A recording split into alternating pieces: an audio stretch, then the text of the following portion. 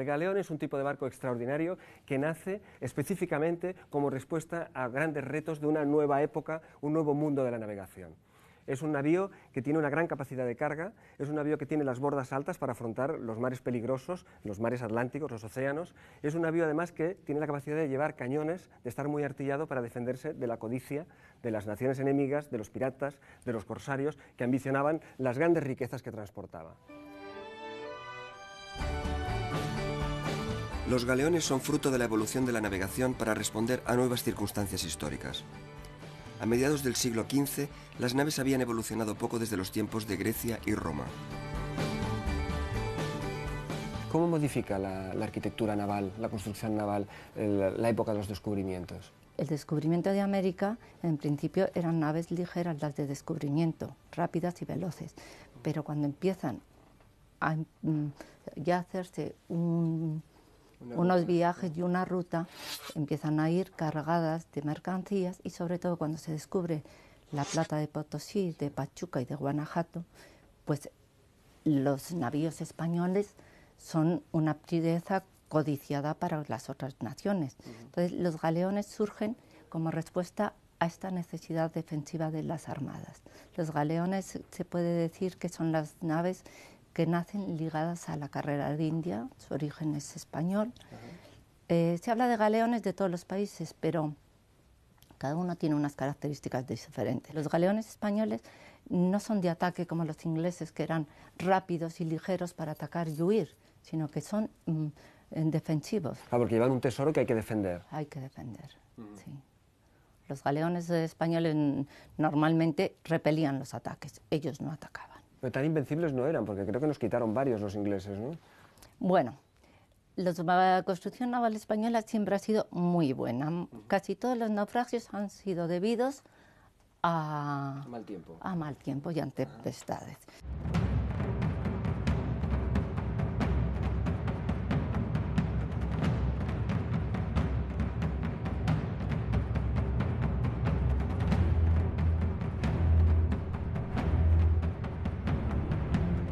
¿Y una flota cómo se componía? ¿Cuántos galeones tenía o cuántas naves de carga? ¿Cómo era más o menos la estructura de una flota? La mínima que podía tener era la capitana y la almiranta.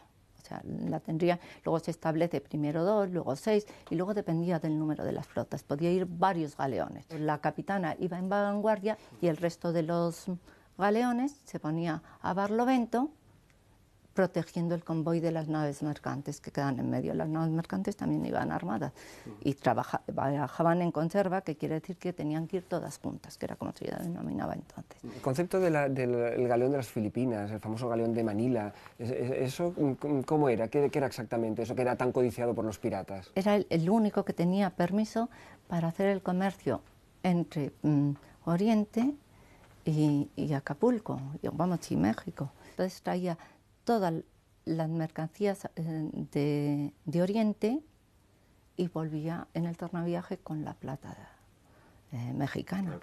Entonces solamente era una nave. ¿Cómo era la vida en ellos? ¿Cómo se vivía en el mar, en los galeones? La vida en los barcos nunca ha sido hasta hace 3 días cómoda. El espacio pues era muy limitado. Los barcos tienen un espacio limitado siempre. Los galeones estaban limitados por los cañones, que ocupaban muchísimo y era primordial que estuvieran despejados para hacer frente al enemigo, por las mercaderías, por los víveres que tenían que llevar, y luego además las condiciones, no había ventilación, había un hedor a ropa mojada, a suciedad general, y luego las plagas de parásitos y de insectos y de roedores. Se ha dicho que la primera tripulación de un barco eran las ratas. Tiene algo el galeón como muy romántico, ¿no? ¿Por qué esa imagen que tenemos tan brillante y tan romántica? ¿Es por el oro que llevaban dentro? ¿Porque de alguna manera continúan el mundo del descubrimiento y la exploración? Pues yo creo que son tan atractivos porque era como que despertaban en la gente las posibilidades de ascender, de mejorar y de lograr una vida. Era como el que les llevaba a una tierra prometida. El mundo conocido hasta entonces solo incluía una pequeña porción de agua, pero esto iba a cambiar enormemente en poco tiempo. Cuando se cerraron las vías tradicionales de acceso a los productos necesarios, el dominio de los océanos iba a convertirse en una prioridad para las potencias de la época. La navegación, digamos, pre-descubrimiento de América era mucho más limitada, ¿no? Pues anteriormente a los viajes de los portugueses por el continente africano, es decir, por la costa, y de los marinos también andaluces, que también navegaban por esas costas del norte de África y también del oeste, pues anteriormente se navegaba por el Mediterráneo. El Mediterráneo era el Mare Nostrum de los romanos y de los griegos, y entonces era muy conocido y era otra clase de navegación. Era un mar calmo, los barcos no necesitaban ser tan altos, tenían un bordo, como llaman, más bajo, eran galeras y era otra forma de navegar. ¿Qué pasó? Pues que cuando los turcos conquistaron Constantinopla, cortaron y avanzaron hacia el Mediterráneo, cortaron el comercio de las especias, que era fundamental para los europeos. Cuando se cortó esa vía, el mundo europeo tembló porque le faltaba lo fundamental. Entonces se intentaron encontrar otras vías de acceso hacia las especias. Y en esas tentativas y en esas navegaciones es donde se empezó a experimentar otra nueva navegación, que fue la navegación atlántica. Ajá.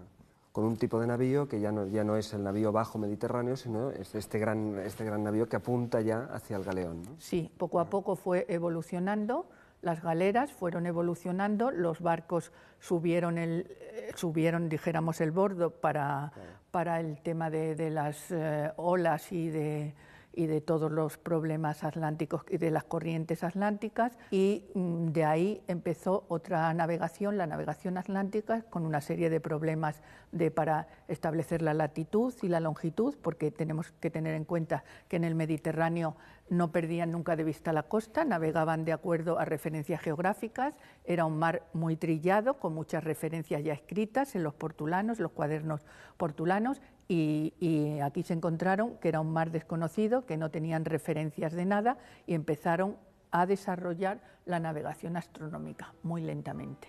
Había mucho dramatismo en estas primeras expediciones. Bueno, conocemos el mundo de Magallanes y Elcano.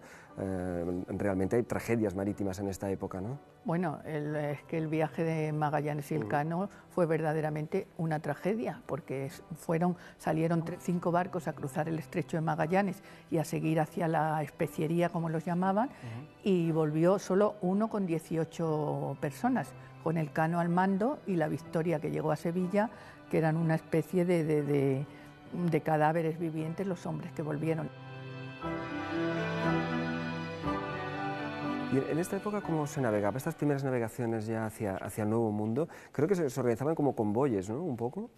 Creo que fue a partir de Felipe II cuando los galeones de Indias empezaron a ir en flotas, es decir, los galeones cargados con la mercancía y otros galeones de guerra artillados protegiéndolos, que es donde empezó el sistema de convoyes y el sistema de flotas. Fue un éxito este sistema de convoyes, porque hubo puntuales ataques de la flota y que se cogieron el tesoro de Indias, pero es que las flotas iban una vez al año o 2 veces al año, iban y volvían. En toda serie de estos viajes hubo incidentes, pero vamos, no para decir que era un desastre. El oro y las mercancías llegaban a España, sí. Llegaban regularmente. Sí, sí, sí. El galeón surge en buena parte para transportar y proteger las grandes riquezas acumuladas en América con el descubrimiento y con la conquista. El galeón no es puramente español, el galeón lo construyen todas las naciones europeas para proteger y para llevar riquezas de un lado a otro, sobre todo transatlánticas. Pero el galeón está representado bastante por lo español. Los grandes pecios, las grandes aventuras, los grandes descubrimientos los hacen galeones españoles. Podemos decir buenamente que el galeón tiene nombre español.